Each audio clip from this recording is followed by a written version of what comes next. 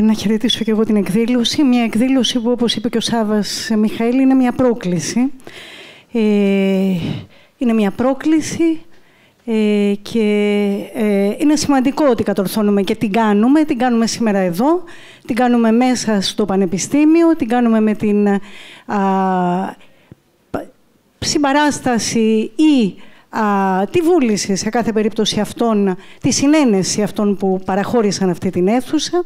Είναι σημαντικό ότι βρισκόμαστε εδώ όλοι εμείς που έχουμε συναντηθεί όλα αυτά τα χρόνια στους δρόμους, σε αυτά τα ζητήματα, σε αυτούς τους αγώνες. Βλέπω πρόσωπα γνωστά περισσότερο και πρόσωπα λιγότερο γνωστά και θα έλεγα ότι θα ήμασταν ακόμα πιο καλά αν τα πρόσωπα, αν βλέπαμε πολύ περισσότερα μη γνωστά πρόσωπα, αν πολύ περισσότερος κόσμος πέρα από εμάς εδώ, που συναντιόμαστε ξανά και ξανά σε αυτά τα πεδία μάχης, ερχόντουσαν να παρακολουθήσουν αυτή την εκδήλωση. Γιατί στόχος είναι, βούλησή μας είναι, ανάγκη είναι αυτό το ζήτημα να βγει μέσα από αυτές τις αίθουσες, να βγει μέσα, να φύγει από το δικό μας το χώρο, να πάψει να είναι ταμπού, να αρχίσει να απασχολεί ευρύτερα το δημόσιο διάλογο, γιατί είναι αυτό ένας αναγκαίος όρος για να μπορέσουν να σπάσουν αυτά τα στεγανά μέσα στα οποία μας έχουν εγκλωβίσει. Το ζήτημα της άδειας του Δημήτρη Κουφοντίνα φαίνεται να είναι και των κρατούμενων, των υπόλοιπων πολιτικών κρατούμενων, δεν είναι μόνο ο Δημήτρης Κουφοντίνας, είναι ένα ζήτημα το οποίο φαίνεται να είναι το πιο ναρκοθετημένο πεδίο της φυλακής. Μοιάζει η αστική νομιμότητα να μην μπορεί να το λύσει, σαν να είναι το πιο δύσκολο θεώρημα που καλέστηκε ποτέ να αντιμετωπίσει. Το Πανεπιστήμιο κλείνει για να μπορέσει να αποτρέψει την εκδήλωση. Οι κοσμήτορες απειλούν, εάν είναι οι κοσμήτορες που απειλούν, οι καθηγητές σιωπούν, τα ΜΑΤ κλείνουν την νομική, οι υπουργοί που κλήθηκαν να πάρουν θέση και να μας πούνε αν συμφωνούν με όσα έγιναν, ο Υπουργός Δικαιοσύνης, γιατί τα ζητήματα της φυλακής είναι ζητήματα του Υπουργείου Δικαιοσύνης, ο Υπουργός Παιδείας, γιατί το κλείσιμο ενός πανεπιστημίου είναι ζήτημα που αφορά το Υπουργείο Παιδείας, σιωπή. Από παντού σιωπή. Και την ίδια στιγμή μια κοινωνία η οποία φάνηκε τα προηγούμενα χρόνια να φτάνει σε ένα ανώτερο πεδίο, επίπεδο μάλλον, ριζοσπαστικοποίησης και διεκδικητικότητας, φαίνεται σήμερα να έχει κάνει μια ξέφρενη ανάστροφη πορεία, να τρέχει προς τα πίσω ολοταχώς. Ένας απίστευτος αντικομμουνιστικός λόγος βγαίνει από τα στόματα των εκλεκτών της. Έχει κανείς την εντύπωση ότι στα επόμενα χρόνια μέσα στα πανεπιστήμια θα απαγορευτεί να ακούγεται ο Μάρξ, ο Καστοριάδης, ο Πουλατζάς, ο Δαρβίνος θα απαγορευτεί. Απέναντί μας έχουμε, κάθε φορά που πάμε να βάλουμε θέματα σαν αυτό του Κουφοντίνα, φοβισμένους δικαστές που κατεβάζουν τα μάτια όταν πάμε να τους μιλήσουμε για τα ζητήματα που αντιμετωπίζουμε, κατεβάζουν τα μάτια για να υπογράψουν στη συνέχεια, κατεβάζουν τα μάτια πολύ περισσότερο όταν ζητάμε το προβλεπόμενο στο νόμο τους, προβλεπόμενο από την δικονομία και από το σοφρονιστικό κώδικα δικαίωμα του κατηγορούμενου να έχει ακρόαση από το Συμβούλιο το οποίο αποφασίζει για την άδειά του, όχι το Συμβούλιο της Φυλακής, αυτό είναι πάντα η ακρόαση, το Συμβούλιο των δικαστών του Πειραιά. Φοβισμένοι λοιπόν δικαστές που κατεβάζουν τα μάτια όταν ακούνε για ακρόαση, τρέμουν μπροστά στην ιδέα ότι θα αντιμετωπίσουν τον Δημήτρη Κουφοντίνα, χολερικοί εισαγγελείς, οι οποίοι φτιάχνουν φοβερά ανιστόρητα σκεπτικά και μας τα εκτοξεύουν μέσα από τις αποφάσεις τους. Είναι χαρακτηριστικό ότι ενδεικτικά οι αποφάσεις της Επιτροπής της Φυλακής της Επιτροπής Αδειών της Φυλακής, η οποία αποφασίζει στα αιτήματα που υποβάλλονται, και θα εξηγήσω γιατί υποβάλλονται, γίνονται όλο και χειρότερες. Αν στην απόφαση ενδεικτικά του Μαΐου του 2016 η εισαγγελέα συντάσσει το σκεπτικό, έκρινε ότι δεν πληρεί τις προϋποθέσεις χορήγησης τακτικής άδειας, γιατί ουδέποτε αποκήρυξε την εγκληματική του δράση και δεν εκδήλωσε μεταστροφή και μεταμέλεια, αλλά επιπλέον, λέει, όταν του ζητήσαμε να τοποθετηθεί αν θα επανελάμβανε τις έκνομες ενέργειες, μας απάντησε ότι αυτό που μπορώ να διαβεβαιώσω στο όνομα της ιδεολογίας μου και στους ανθρώπους που θα αναλάβουν την ευθύνη της χορήγησης της άδειας είναι ότι θα τηρήσω τους όρους που θα τεθούν. Είμαι κομμουνιστής και οραματίζομαι ένα διαφορετικό κόσμο. Είναι γνωστό, αλλά το επαναφέρω, δημοσιοποιήθηκε πολλές φορές, αλλά το επαναφέρω γιατί αξίζει να ακούγεται. Οραματίζομαι λοιπόν έναν διαφορετικό κόσμο, αλλά τα μέσα με τα οποία θα επιτευχθεί αυτός ο σκοπός δεν θα τα συζητήσουμε εδώ αυτή τη στιγμή. Έκρινε λοιπόν η φοβερή εισαγγελέα στο φοβερό σκεπτικό της ότι με αυτόν τον τρόπο επιβεβαίωσε την έλλειψη οποιασδήποτε μεταμέλειας για τις εγκληματικές του πράξεις, συνεπία της οποίας εξακολουθεί, μας λέει η εισαγγελέας, να υφίσταται σοβαρός κίνδυνος, αν όχι άμεσης τέλεσης, πάντως οργάνωσης και προετοιμασίας νέων εγκληματικών ενεργειών, τις οποίες, συνεχίζει, είναι προφανές ότι δεν είναι σε θέση να αποτρέψει το υποστηρικτικό του περιβάλλον. Φταίει η οικογένεια, δεν τον απέτρεψε, όπως ούτε λέει στο παρελθόν τον απέτρεψε. Φταίει ο γιος του που ήταν 10 χρονών, δεν τον απέτρεψε. Και καταλήγει ότι για αυτούς τους λόγους πρέπει να απορριφθεί το αίτημα στην άδεια. Το Νοέμβριο που εκδόθηκε η επόμενη απόφαση ήταν ακόμα χειρότερη. Η επόμενη απόφαση λοιπόν μας λέει ότι όπως προκύπτει από τις δηλώσεις του, που είναι σταθερά ίδιες, δεν μεταμελούμε, δεν μπορώ να σας κάνω δηλώσεις μετάνοιας μάλλον, δεν αφορά αυτή τη συζήτηση, η εισαγγελέας καταλήγει ότι ο κατάδικος συνδέει ευθέως τις εγκληματικές του πράξεις, για τις οποίες καταδικάστηκε, με την πολιτική του ιδεολογία, αντί να επικαλεστεί ιδιωτελή κίνητρα. Το έκανα για την πάρτη μου. Το συνδέει με πολιτική ιδεολογία και κοσμοθεωρία και εξακολουθεί να πιστεύει ότι η επανάσταση την οποία οραματίζεται δεν μπορεί να γίνει ειρηνικά. Συνάγεται επομένως ότι είναι ιδιαίτερα πιθανό, αν του δοθεί ευκαιρία, έστω και στα στενά χρονικά πλαίσια της άδειας πλέον, μας λέει, να προβεί σε νέες εγκληματικές πράξεις που κατά αυτόν δικαιολογούνται από τις πολιτικές του πεποιθήσεις και την κοσμοθεωρία του. Βρισκόμαστε λοιπόν σε μια συνεχή επιδείνωση των σκεπτικών και της αντιμετώπισης της φυλακής. Και την ίδια στιγμή βρισκόμαστε σε αυτό που έλεγα πριν, στην ξέφρενη πορεία προς τα πίσω. Ζητάμε τη συμπαράσταση στην αλληλεγγύη της κοινωνίας. Απευθυνθήκαμε σε ανθρώπους της δημόσιας ζωής, γνωστά πρόσωπα της δημόσιας ζωής, ζητώντας πριν από 1 χρόνο, προσπαθώντας να αποσπάσουμε τη συμπαράστασή τους σε αυτή την προσπάθεια για την άδεια, και είχαμε άρνηση. Είχαμε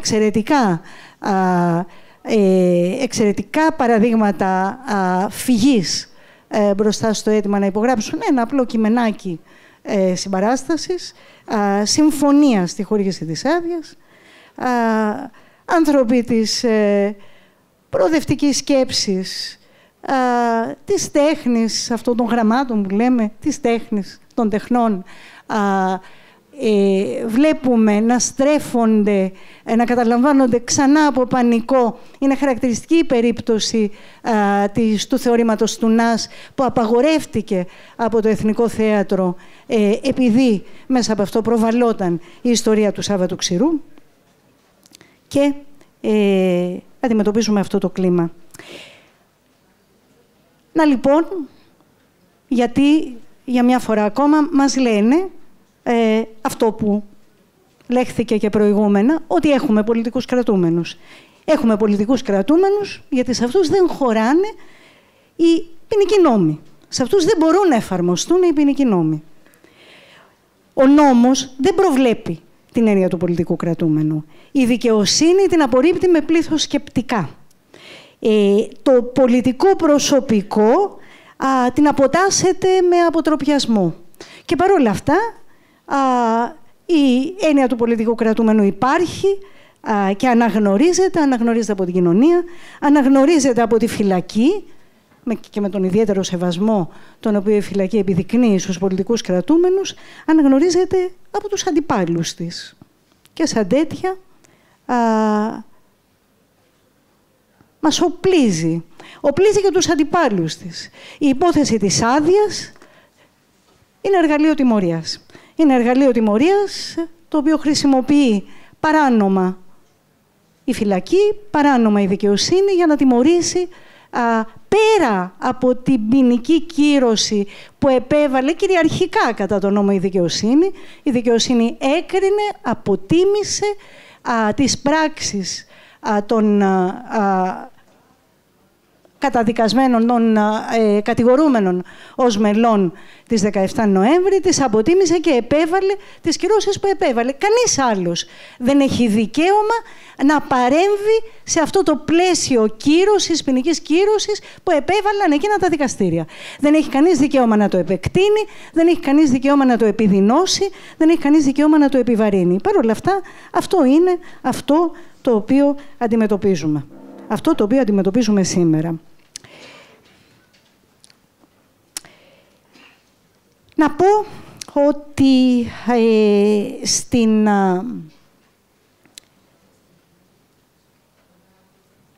υπάρχει ένα ζήτημα εάν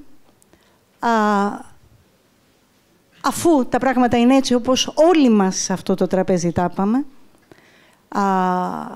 αφού μιλάμε για πολιτικούς αντίπαλους, αφού αντιμετωπίζονται σαν πολιτικοί αντίπαλοι, αφού ο νόμος εξακολουθεί να είναι, μάλλον οι άνθρωποι του νόμου εξακολουθούν να είναι τιμωρητικοί απέναντί τους, αφού οι μηχανισμοί, οι πολύ ισχυροί μηχανισμοί οι οποίοι βρίσκονται απέναντί μας εξακολουθούν να παρεμβαίνουν για να καθορίζουν τις τύχες, τις ζωές αυτών των ανθρώπων που τότε καταδικάστηκαν, γιατί εμείς εξακολουθούμε να παλεύουμε με αυτά τα μέσα του νόμου, διεκδικώντας μέσα από τον νόμο το δικαίωμα της άδειας. Η επίκληση του νόμου, των δικαιωμάτων, μπορεί σε αυτή την περίπτωση να είναι και αντιφατική. Η επίκληση είναι ακόμα πιο αντιφατική του νόμου και των δικαιωμάτων και όλου του δικαιωματικού, για το οποίο πολύ μιλάμε, όταν η νομοθεσία συρρυκνώνει συνεχώς τα δικαιώματα, όταν συρρυκνώνονται συνολικά οι χώροι ελευθερίας, όταν η νομολογία που καλείται να ερμηνεύσει τον νόμο ερμηνεύει με όλο και στενότερο τρόπο την άσκηση των δικαιωμάτων, όταν πολύ περισσότερο η νομολογία γίνεται ένα ακορντεόν, ξέρουμε ότι είναι ένα ακορντεόν, η κρίση των δικαστών δηλαδή στην ερμηνεία των νόμων, είναι ένα ακορντεόν το οποίο ανοίγει και κλείνει ανάλογα με το ποιον έχουν απέναντί τους και όχι με αντικειμενικά, επιστημονικά, αν θα μπορούσαμε να μιλήσουμε. Η νομική δεν είναι και τόσο επιστήμη. Επιστημονικά κριτήρια. Είναι ένα πρόβλημα ότι όταν όλα αυτά συμβαίνουν, εγκλωβίζεται και η δική μας λογική. Όταν μιλάμε για δικαιώματα, εγκλωβίζεται σε ποταμούς λέξεων, εγκλωβίζεται σε ποταμούς νοημάτων και την ίδια στιγμή λέμε όλα αυτά, ενώ ξέρουμε ότι οι αποφάσεις θα ληφθούν αλλιώς, θα ληφθούν με άλλα κριτήρια. Στην περίπτωση του Δημήτρη Κουφοντίνα, η διεκδίκηση του δικαιώματος στην άδεια είναι διεκδίκηση ενός δικαιώματος που κατακτήθηκε, όπως λέχθηκε πολλές φορές σε όλη αυτή τη διαδικασία και λέχθηκε και από τους ομιλητές που μίλησαν προηγούμενα. Διεκδικείται αυτό το δικαίωμα και είναι απέτηση, όχι μόνο γιατί είναι ένα κεκτημένο δικαίωμα, αλλά γιατί η διεκδίκησή του είναι αναγκαία όχι μόνο για τον κρατούμενο αυτό, ο οποίος υφίσταται τον αποκλεισμό και την εξαίρεση, όχι μόνο για τους κρατούμενους αυτούς που υφίστανται τον αποκλεισμό και την εξαίρεση, αλλά είναι υποχρέωση απέναντι σε όλους τους άλλους κρατούμενους, αφού η στέρηση, ο αποκλεισμός, η νομιμοποίηση του δικαιώματος στη στέρηση και τον αποκλεισμό είναι κάτι που δεν αφορά μόνον αυτούς, αφορά και πολλούς άλλους. Να πω δε, επειδή αναφέρθηκε, ότι αναφέρθηκε τις προηγούμενες μέρες, ότι στα πλαίσια της διεκδίκησης αυτής δεν σταθήκαμε απλά σε νομικά εργαλεία, ξέροντας ότι η υπόθεση της άδειας είναι μια υπόθεση πολιτική. Έχουμε σε όλα αυτά τα χρόνια, με επιτροπές, οι επιτροπές αλληλεγγύης έχουν κάνει παρεμβάσεις προς διάφορες κατευθύνσεις και έχουν απευθυνθεί και στους κατά καιρούς υπουργούς δικαιοσύνης, ως τους κατεξοχήν αυτούς οι οποίοι είναι αρμόδιοι για να δώσουν μια απάντηση σε αυτό το πολιτικό ζήτημα που είναι η άδεια του Δημήτρη Κουφοντίνα. Και πρέπει να πω ότι σε όλες αυτές τις παρεμβάσεις που κάναμε, διεκδικώντας, απαιτώντας από τα Υπουργεία να πάρουν μια θέση, είχαμε πάντα απέναντι μας αμήχανους υπουργούς ή αμήχανο πολιτικό προσωπικό, το οποίο ένιπτε τα σχήρας δηλώνοντας πάντα ότι θεσμικά δεν υπάρχει τρόπος παρέμβασης, αλλά αντιθεσμικά έτσι κι αλλιώς αντιμετωπίζεται το ζήτημα. Και είχαμε πάντοτε και την δήλωση από τους υπουργούς ότι όντως είναι ένα δικαίωμα το οποίο πρέπει να αντιμετωπίζεται με τα εργαλεία του νόμου. Είχαμε βεβαίως και μια φορά, και δυστυχώς το είχαμε στην τελευταία μας συνάντηση, είχαμε και μια φορά την διατύπωση της άποψης ότι η άδεια δεν είναι δικαίωμα του κρατούμενου. Είναι δικαίωμα, φαντάζομαι, της Επιτροπής Αδειών που τη χορηγεί, της φυλακής, ή δικαίωμα του δικαστηρίου που καλείται να τη χορηγήσει. Και αυτό είναι χαρακτηριστικό βέβαια μιας αριστεράς η οποία είναι όλα αυτά τα χρόνια ενοχική και ενοχοποιημένη απέναντι στο ζήτημα της ένοπλης βίας και των κρατούμενων για αυτήν, με όλα όσα ανάφεραν οι προηγούμενοι. Εμείς, για να κλείσω, δοκιμάζουμε με αυτά και με όλα τα άλλα τα όρια της εξουσίας. Και η εξουσία δοκιμάζει, φοβάμαι, τα όρια του κρατούμενου. Φοβάμαι ότι αυτό μπορεί να οθεί έναν άνθρωπο στα ακραία όρια του, όρια που μπορεί να είναι και αυτοκαταστροφικά. Και θέλω να ελπίζω ότι η αλληλεγγύη μας, η αλληλεγγύη σας, ο αγώνας που θα δώσουμε για αυτό το θέμα, για να το βγάλουμε έξω από αυτές τις αίθουσες, θα αποτρέψει ένα τέτοιο ενδεχόμενο.